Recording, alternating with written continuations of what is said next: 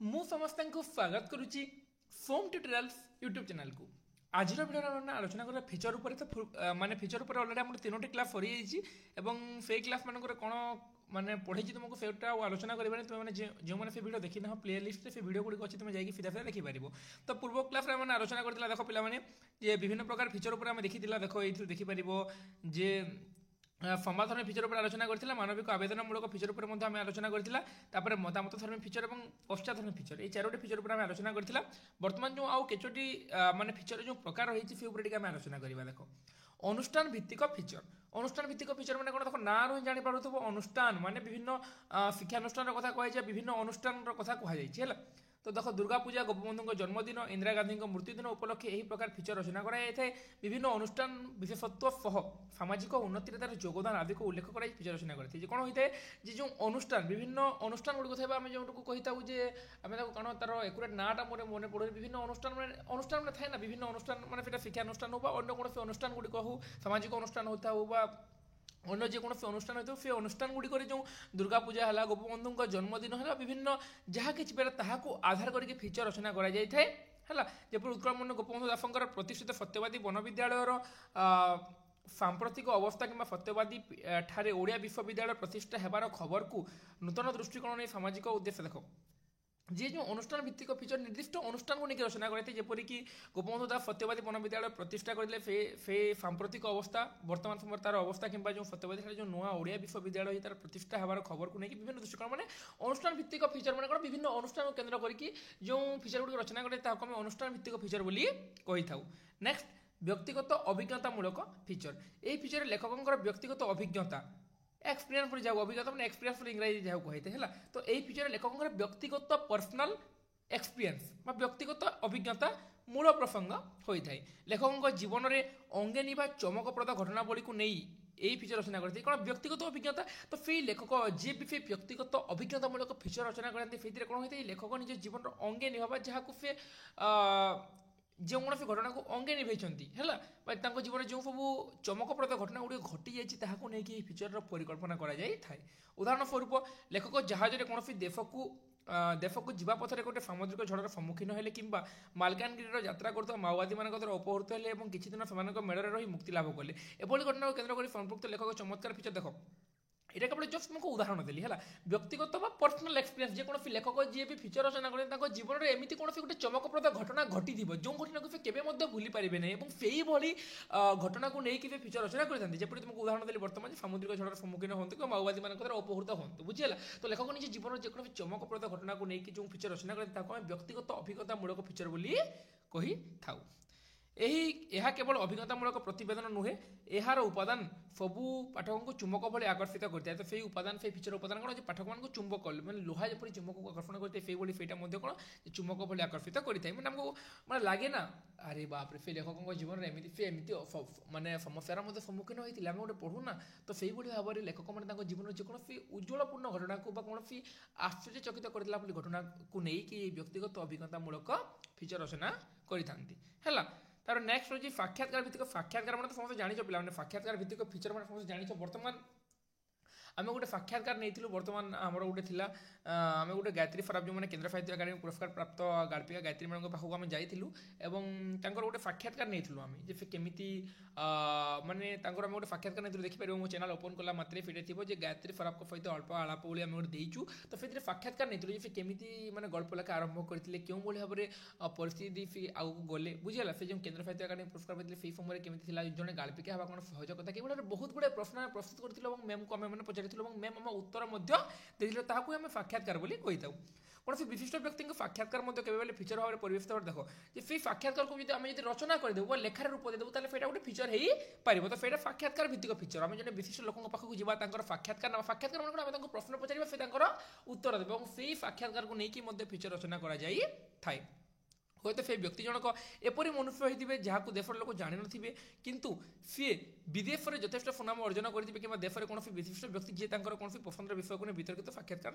ହଁ, ତ ଦେଖ ପିଲାମାନେ, ଏଇଟା ମାନେ ଏତେ ଭିତରକୁ ଯିବାର ନାହିଁ। ସାକ୍ଷାତକାର ଫିଚର ମାନେ ଭାବିନିଅ ଯେ ଜଣଙ୍କର ସାକ୍ଷାତ ଆମେ ନେବା, ସେ ଜଣେ ବିଶିଷ୍ଟ ବ୍ୟକ୍ତି ହେଇଥିବା ଦରକାର, ସମାଜରେ ତାଙ୍କର ଆଦର ଥିବା ଦରକାର, ବୁଝିହେଲା ତ, ଏବଂ ତାଙ୍କୁ ଲୋକମାନେ ଜାଣିଥିବା ଦରକାର। ସେଇଭଳି ଲୋକଙ୍କୁ ନେଇକି ଆମେ ମାନେ ଗୋଟେ ଫିଚର ରଚନା କରିପାରିବା, ବୁଝିହେଲା। ମାନେ ଭାବିନିଅ, ମୁଁ ବଲାଙ୍ଗୀର ଅଞ୍ଚଳର ଜଣେ ପ୍ରସିଦ୍ଧ କବି, ଯାହାକୁ ଓଡ଼ିଶାର ମାନେ ସେ ସାହିତ୍ୟିକ ସେ ପ୍ରସିଦ୍ଧ ଏବଂ ତାକୁ ଓଡ଼ିଶାର ବିଭିନ୍ନ ଲୋକ ଜାଣି ମଧ୍ୟ ନଥିବେ, କିନ୍ତୁ ମୋର ଉଦ୍ଦେଶ୍ୟ ଯେ ମୁଁ ତାଙ୍କୁ ମାନେ ସେଇ ସାକ୍ଷାତକାର ମାଧ୍ୟମରେ ତାଙ୍କୁ କେମିତି ସମଗ୍ର ଓଡ଼ିଶାର ଲୋକମାନଙ୍କୁ ଆଗକୁ ଆଣିବି ଏବଂ ସେଇ ସାକ୍ଷାତକାରକୁ ନେଇକି ଫିଚର ରଚନା କରାଯାଇଥାଏ।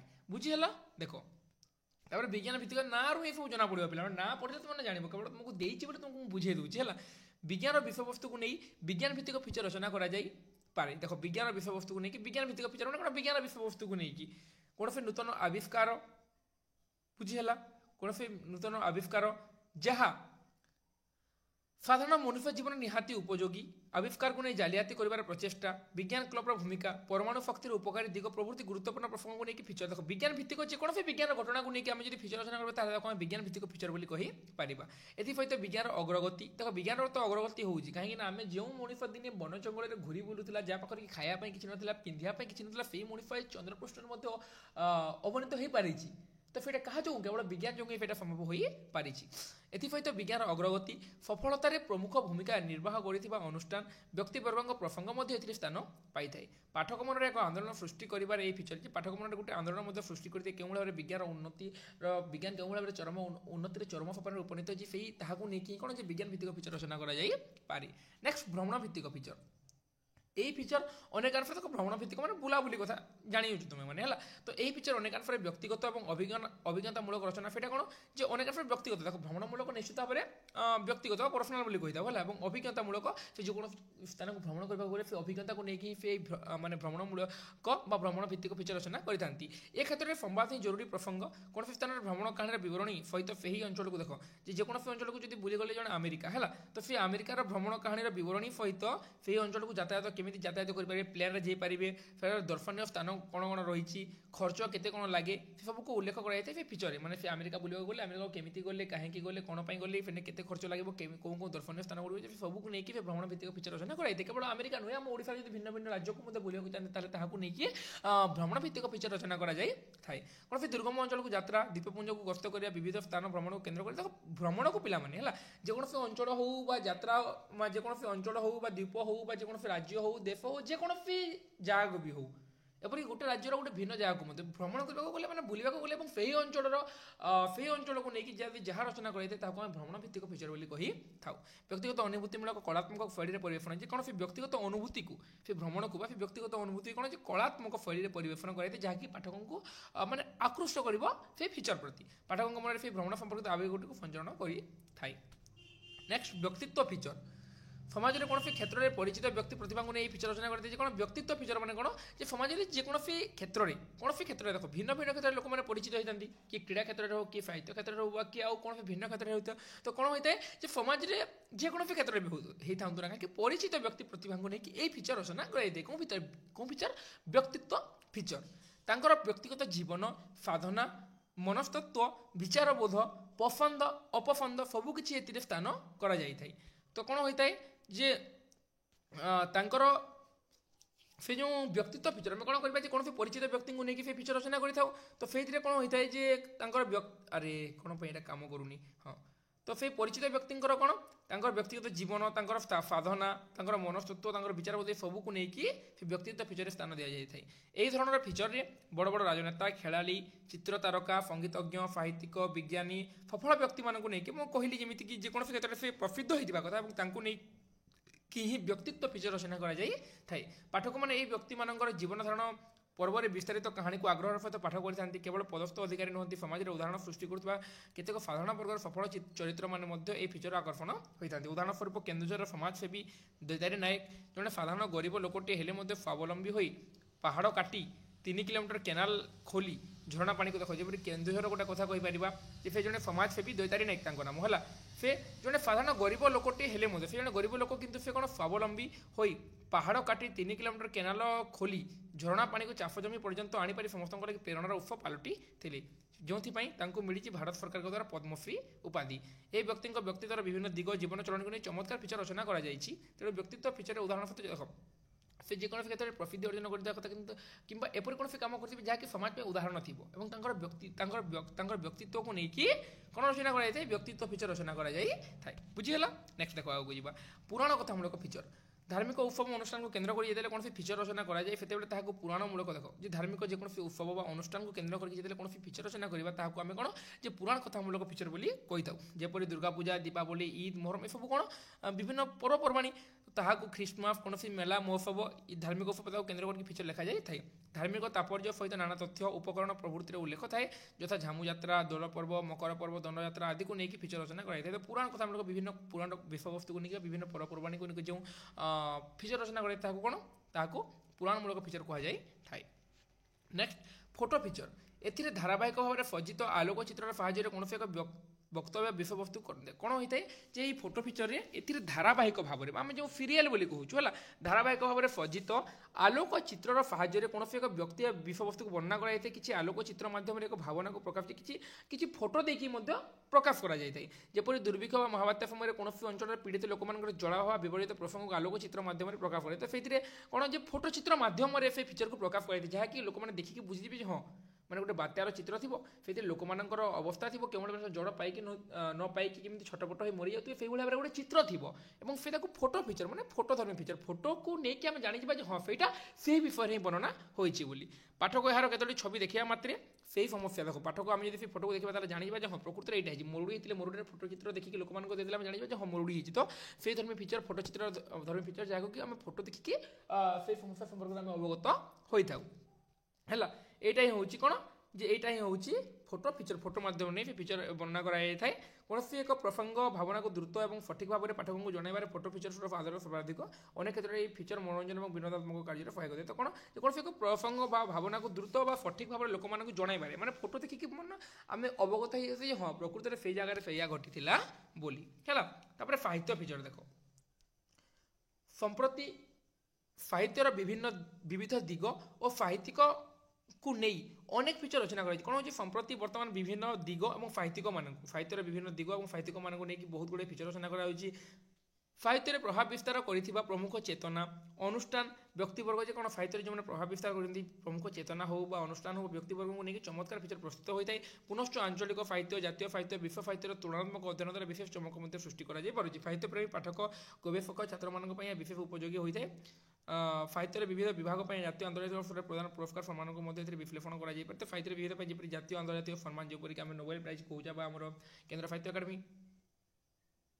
ଏକାଡେମୀ ପୁରସ୍କାର କହୁଛେ ତାହାକୁ ନେଇକି এই সম্মানକୁ ମଧ୍ୟ ଏଥିରେ ବିଶ୍ଳେଷଣ କରାଯାଇପାରେ। ସଫଳ ସାହିତ୍ୟିକଙ୍କ କୃତି ଜୀବନୀ ଅଭିଜ୍ଞତା ଏଥିରେ ପ୍ରକାଶ ପାଇଥାଏ। କ'ଣ ହୋଇଥାଏ ଯେ ଏଇ ଯେଉଁ ସାହିତ୍ୟ ଧର୍ମୀ ଫିଚର କ'ଣ ଯେକୌଣସି ସାହିତ୍ୟିକଙ୍କୁ ନେଇକି ରଚନା କରାଯାଇଥାଏ ହେଲା ସେଇଥିରେ କ'ଣ ହୋଇଥାଏ ଯେ ସଫଳ ସାହିତ୍ୟିକ ଯେଉଁମାନେ ତାଙ୍କର କୃତି ଜୀବନୀ ଅଭିଜ୍ଞତାକୁ ଏଥିରେ ପ୍ରକାଶ କରାଯାଇଥାଏ କେଉଁଥିରେ ସାହିତ୍ୟିକ ଫିଚରରେ। ଅନେକ ସାରସ୍ୱତ ସାଧକଙ୍କର ଅସାମାନ୍ୟ ସଫଳତା ଏବଂ ବିୟୋଗରେ ମଧ୍ୟ ବିଶେଷ ଧରଣର ଫିଚର ପ୍ରସ୍ତୁତ କରାଯାଇଥାଏ। କ'ଣ ଯେଉଁ ସାରସ୍ୱତ ସାଧକମାନେ ଯେଉଁମାନେ କି ସାହିତ୍ୟ କ୍ଷେତ୍ରରେ ଅସାମାନ୍ୟ ସଫଳତା ବହୁତ ସଫଳତା ଅର୍ଜନ କରିଛନ୍ତି ତାଙ୍କର ବିୟୋଗରେ ମଧ୍ୟ ଏହି ଫିଚର ପ୍ରସ୍ତୁତ କରାଯାଇଥାଏ। ସାହିତ୍ୟର ମହନୀୟ ଆବେଦନ ଓ ସାହିତ୍ୟିକଙ୍କର ସାଧନା ସିଦ୍ଧିକୁ ପ୍ରଚାର କରିବା ଉଦ୍ଦେଶ୍ୟ ଯେ କ'ଣ ସାହିତ୍ୟିକଙ୍କର ମହନୀୟ ଆବେଦନ ତାଙ୍କର ସମାଜ ପ୍ରତି ତାଙ୍କର ଯେଉଁ ଆବେଦନ ରହିଛି ଏବଂ ସାହିତ୍ୟିକଙ୍କର ଯେଉଁ ସାଧନା ରହିଛି ତାକୁ ପ୍ରଚାର କରିବା ହିଁ ଏହାର ଉଦ୍ଦେଶ୍ୟ। କ'ଣ ସାହିତ୍ୟ ଧର୍ମ ଫିଚର ସାହିତ୍ୟ ଫିଚର ମାନେ ଯେକୌଣସି ସାହିତ୍ୟିକଙ୍କୁ ନେଇ ରଚନା କରାଗଲେ ତାକୁ ଆମେ ସାହିତ୍ୟ ଫିଚର ବୋଲି କହିପାରିବା। ବୁଝିଗଲା। ନେକ୍ସଟ କମିକ୍ସ ବା କୌତୁକ କାହାଣୀ ଧର୍ମୀ ଫିଚର।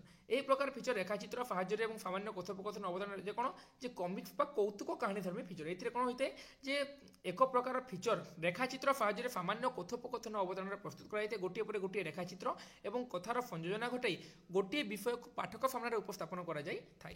ସମ୍ପ୍ରତି ଫିଚରର ଗୁରୁତ୍ୱ ଏବଂ ଲୋକପ୍ରିୟତାକୁ ଅନୁମାନ କରାଯାଇପାରେ। ବିବିଧ ବିଷୟକୁ ଆଧାର କରି ଫିଚର ରଚନା କରାଯାଇଥାଏ। ଦେଖ ଯେ ପିଲାମାନେ କହିପାରିବେ ଆମେ ଯେଉଁ କୌତୁକ ଧର୍ମୀ ବା କାହାଣୀ ଧର୍ମୀ ଫିଚର ସେଇଥିରେ କ'ଣ ହୋଇଥାଏ ଯେ ଫିଚର ରେଖାଚିତ୍ର ସାହାଯ୍ୟରେ ସାମାନ୍ୟ কথୋପକଥନ ଅବତାରଣରେ ଏହି ଯେଉଁ କାହାଣୀ ଧର୍ମୀ ଫିଚର ପ୍ରସ୍ତୁତ କରାଯାଏ ରେଖାଚିତ୍ର ଥିବ ଏବଂ ସେଥିରେ ସାମାନ୍ୟ কথୋପକଥନ ମଧ୍ୟ ଚାଲିଥିବ ହେଲା ସେଇଭଳି ଭାବରେ ଫିଚର ରଚନା କରାଯାଇଥାଏ। ସମ୍ପ୍ରତି ଫିଚର ଗୁରୁତ୍ୱ ଏବଂ ଲୋକପ୍ରିୟତାକୁ ଅନୁମାନ କରାଯାଇପାରେ। ବିବିଧ ଦେଖିଲା ବହୁତ ଗୁଡ଼ିଏ ଫିଚର ବିଷୟକୁ ଆଧାର କରି ଫିଚର ରଚନା ଭିନ୍ନ ଭିନ୍ନ ବିଷୟକୁ ନେଇକି ଫିଚର ରଚନା କରାଯାଉଛି। ସମ୍ବାଦପତ୍ର ପତ୍ରିକାରେ ଏଥିପାଇଁ ଯଥେଷ୍ଟ ଆଗ୍ରହ ମଧ୍ୟ ପ୍ରକାଶ ପାଉଛି। କ୍ଷୁଦ୍ରଗଳ୍ପ ଭଳି ଏହାର ବିଷୟବସ୍ତୁ କ୍ଷୁଦ୍ରଗଳ୍ପର ଚରିତ୍ର ବିଷୟ ମନଗଢ଼ା କିମ୍ବା କାଳ୍ପନିକ ହୋଇଥିଲା ବେଳେ ଫିଚର ବିଷୟ ଚରିତ୍ର ସମ୍ପୂର୍ଣ୍ଣ ବାସ୍ତବ। ଯେ କ'ଣ କ୍ଷୁଦ୍ରଗଳ୍ପରେ ଅନେକ ଗୁଡ଼ିଏ କଳ୍ପନା ସଂଯୋଗ ହୋଇଥାଏ କିନ୍ତୁ ଏଇ ଯେଉଁ ଫିଚରରେ କ'ଣ ଯେ ପ୍ରାୟତଃ ବାସ୍ତବ। ଗଳ୍ପ ଲେଖିବା ଆଗରୁ ଲେଖକଙ୍କୁ ଯେପରି ମୂଳ ବକ୍ତବ୍ୟଟା ଠିକ୍ କରିନେବାକୁ ହୋଇଥାଏ ଫିଚରରେ ମଧ୍ୟ ସେହିପରି ପଦ୍ଧତି ଶେଷ ପର୍ଯ୍ୟନ୍ତ ପାଠକର ଆଗ୍ରହ ଏବଂ ଆକର୍ଷଣ ବଜାଇ ରହିଥାଏ। पड़े ए फीचर क्यों भाव में लेखक लिखे जो भाव में फीचर लिखे जेकोसी विषय दे था ना कहीं क्यों भाव में जनसाधारण आदृत लाभ करेंगे जनसाधारण केमी फीचर प्रति आकृष्ट हे प्रति सर्वदा फीचर लेखक मैंने ध्यान दे था फीचर लिखला बेले जेकोसी लेखक को यार 4 गोटी विषय पर दृष्टि देवाक पड़े कौन कौन देखिपर पाठक मानक लेखा माध्यम बांधि रखिए पाठक मान लेखा मध्य बांधि रखिए मैंने गोटे लाइन पढ़ला पाठक छाड़ी पलि जावा उचित नुहे मैंने गोटे लाइन पढ़ी रखला केमी आउ गोटे लाइन पढ़ी बुझला से लेखक मैंने चेष्टा करते से भाव में लिखे जहाँ कि पाठक गोटे लाइन पढ़ला मात्र सेकेंड लाइन को मन आपे आपे पलि निजर वक्तव्य को से पाठक पाखे हाँ निजर वक्तव्य को कौन करेंगे फीचर मैंने जो फीचर रचना करते हैं निजर वक्तव्य को पाठकों निकट में प्रकाश करेंगे सत्य और वास्तवता प्रति ध्यान देवे फीचर सत्य और वास्तवता और रचना धारा प्रति जत्न मान रचनार जमी धारा रहा था से धारा को न भांगिकी न भांगती से प्रति जत्नशील हेबी है फीचर रचनार सफलता निर्भर करे लेखक देख फीचर रचनार सफलता क्या निर्भर करे लेखक दक्षता लेखक के दक्ष बुझे निर्भर करे फीचर रचनार सफलता से दक्ष नथिबे अभिज्ञता नथिबे ताले कोन फीचर लिखि परबे कि वर्तमान मु गोटे फीचर लिखबी तुम गोटे फीचर लिखिबो आमे दियन गोटे फीचर लिखिबा फिर आप उन्नत फीचर हो कि प्रथम तो हो पारे ना किंतु ता जगह जड़े यदि दक्ष लोक जड़े यदि ज्ञानी लोक है जो गोटे फीचर लिखे निश्चित भाव में सफल फीचर मान्यता पाई कहीं आम के लिखिनु तेणु आम फीचर से उन्नत फीचर हो पार ना विषय निर्वाचन आरंभ कर तार रूपरेख निम्न और शेष में सर्वांग सुंदर कर फीचर लिखा पर लेखक दक्षता ही सहायक दिए लेखक के दक्ष से लेखक के ज्ञानी बुझेगा से क्या निर्भर करे विषय निर्वाचन आरंभ कर रूपरेख केमी रूप प्रदान करेंगे सेटा सब दक्षता पर निर्भर करते एथिलागि मानसिक स्थिरता और दृढ़ कर्तव्य बोधर प्रयोजन सांबादिकतार अर्थ ही धैर्य परीक्षार उत्तीर्ण होगा किंतु फीचर रचनार अर्थ हो धैर्य देख जे सांबादिकतार अर्थ हो धैर्य परीक्षार उत्तीर्ण होगा किंतु फीचर रचनार अर्थ हो धैर्यर शेष सीमा छुईला भी आहरी अनेक आत्मशक्ति को धरी रखा शब्द चयन और वाक्य गठन लेखक नियंत्रण एकांत देख जिसमें जेकोसी शब्द को निज फीचर स्थान देवा शब्द चयन और वाक्य गठन लेखक नियंत्रण नितांत आवश्यक फीचर लेखक फीचर लिखला लेखक को मन रखा हम यहाँ ही ताहा ही एक संवाद जिते फीचर लिखे मैंने लेखक को मन रखा हम कौन से गोटे संवाद बोली तेणु अति उत्साह और अतिरंजन समस्त प्रचेषा को पंडित कौन अति उत्साह से भावा उचित फिर गोटे संवाद बोले जमी लिखा कथा सेमती लिखा उचित कि अत्यधिक उत्साहित होगले कि अति रंजित होगले फिटा कौन से प्रचेषा को पंड कर गोटे सफल फीचर मान्यता पाई न पारे गल्प रचना शैलीर प्रयोजनीयता से सहित सहज और सावल्य भाषा और समय सीमाबद्धता को आखि आगे रखी कौन जे गल्प रचना शैलीर प्रयोजनीयता और सहज और सावल्य भाषा जो फीचर रचना कर सहज और सावल्य भाषा थी जहाँफल साधारण लोक बुझीपारे जो साधारण लोक बुझी न पारे केवल साहित्यिक मैंने बुझीपारे फीचर कौन जनादृत हो पार कि जनादृत हो पारे ना तो से कौन से सहज और सावल्य भाषा रचित होगा उचित फीचर है और समय सीमाबद्धता बेसी लंग करवा उचित नुहे सर्ट करेंगे जहाँफल लोक मैंने पढ़ी पारे और पाठक को फीचर प्रति आकृष्ट करते हैं सहज सावल्य भाषा है और समय सीमाबद्धता को दृष्टि रखी जब फीचर रचना है फिर निश्चित भाव में लोक मानक से फीचर प्रति आकृष्ट कराई थाए फीचर लिखार अर्थ ही पाठकों हृदय को स्पर्श करेगा कौन फीचर लिखार अर्थ ही हूँ पाठकों हृदय को स्पर्श करेगा मैंने फीचर लेखक कहीं फीचर लिखते केवल जनादृत हो पारे और पाठकों हृदय को स्पर्श करेगा जहाँफल कि फीचर अधिक आदरणीय अधिक लोक मान निकट में ग्रहणीय हो पार तेणु संवाद को गल्प कथन माध्यम पाठकों पाखे आदृत कराया फीचर लेखक कौन होता है तेणु संवाद को देख गल्प कल्पना मत थाए किंतु फीचर कौन था फीचर गोटे निर्दिष्ट संवाद को लेकिन रचना करती फीचर संवाद नुहे किंतु फीचर संवाद को लेकिन रचना करती जोटा कि तुमको पूर्व क्लास में पढ़े दी से कहूँ प्लेलिस्ट चेक कर एफी ओडिया अच्छे तुम जाकि भिन्न भिन्न वीडियो गुड़िक देख है तो मुझे तुमको कहली बर्तमान संवाद कौन संवाद माने फीचर संवाद नुहे किंतु फीचर कौन संवाद को गल्प कथन माध्यम संवाद को पाठकों निकट आदृत कराइबा होची फीचर लेखकों प्राथमिक दायित्व है तो बर्तमान फीचर उपर आलोचना कला बर्तमान बुझीगला विभिन्न धरण फीचर जो तार प्रकार भेद उपर तुमको पढ़ाई देली तो ना रही जानी पार्छ पे फोटो फीचर मैंने फोटो को लेकिन रचना करागले फोटो फीचर पुराण कथा वस्तु जेकोसी परपर्वाणी को लेकिन रचना करागले फिर पुराण धर्मी बोली आम आलोचना कला निर्दिष्ट व्यक्तिर जीवन को लेकिन रचना कले फिर व्यक्तित्व धर्मी भ्रमण जेकोसी भ्रमण स्थान को लेकिन रचना कले भ्रमण धर्मी विज्ञान को लेकिन रचना कले भ्रमण विज्ञान को लेकिन रचना कले विज्ञान उन्नति को लेकिन रचना कले फिर विज्ञान भित्तिक तो यहाँ तुम आराम से जापर तुमको किसी भी डाउट रही तो तुम यदि परीक्षा प्रश्न पड़े विज्ञान भित्तिक फीचर कौन पुराण भित्तिक फीचर कौन तुम आराम से जापर और निर्दिष्ट केते प्रकार तार प्रकार भेद रही तुमको जो परीक्षा क्वेश्चन भितर तुम 4 मार्क कि 5 मार्क क्वेश्चन आसो तुम 3-4टा 5टा प्रकार भेद तुम लिखिपार बेसी भितर को जीवन आवश्यकता नहीं केवल तुमको जो रही जाता पढ़ी देली तो बर्तमान फीचर पर आलोचना कला बर्तमान आम यूनिट 4 स्तंभ लिखन आउ फीचर सरीगला रहा कौन जे पत्र लिखन और विज्ञापन पत्र लिखन और विज्ञापन रहा फेटा मते तुमको नेक्स्ट क्लास आ गोटे दुटा क्लास करी फेटा तुमको मते फाड़ी पत्र लिखन आउ विज्ञापन उपर आम फाड़ीदेवा जहाँफल कि आम एसी ओडिया एबिलिटी एनाजमेंट कोर्स एसी ओडिया जहाँकि एनईपी 2020 लागू होता है फेक कोर्स आम सरी सेपटे तुम एमडीफी क्लास मत चली पे एमडीफी आम 3टी यूनिट सरी होता है एमडीफी 3टी यूनिट सरी बर्तमान आम यूनिट 4 मत स्टार्ट होगा जो कि अभी आम जो रही द वेस्टलैंड और कालपुरुषर तुलनात्मक अध्ययन फेटा मत आलोचना कर बहुत शीघ्र तुम कोर्स को मुझे देवाक चेस्ट करी जो मैंने से वीडियो देखना डिस्क्रिप्शन लिंक जाकर देखिए ना foam tutorial YouTube channel playlist को जाकर तुम सीरियल देखिए एसी ओडिया एमडीफी ओडिया तुम सब यूनिट मैंने कवर अच्छे जो मैंने चैनल को सब्सक्राइब करना प्लान प्लीज समस्त चैनल को सब्सक्राइब कर और बेल आइकन को ऑन करते जहाँफल कि तुम परवर्ती समय मो वीडियो अपलोड कला मात्रे तुम पाखक नोटिफिकेशन पहुँची तो वीडियो को शेष पर्यटन देखी समस्त हृदय धन्यवाद जय जगन्नाथ जय माँ फैमिली पुणी देखा आम आगामी वीडियो शेष केवल ये अनुरोध करी जो मैंने किसी बुझीपारे जार किसी डाउट रहा वीडियो तले मत कमेंट करके जन पारे जहाँफल कि नेक्स्ट पार्ट तुम डाउट को क्लीयर करदेवी।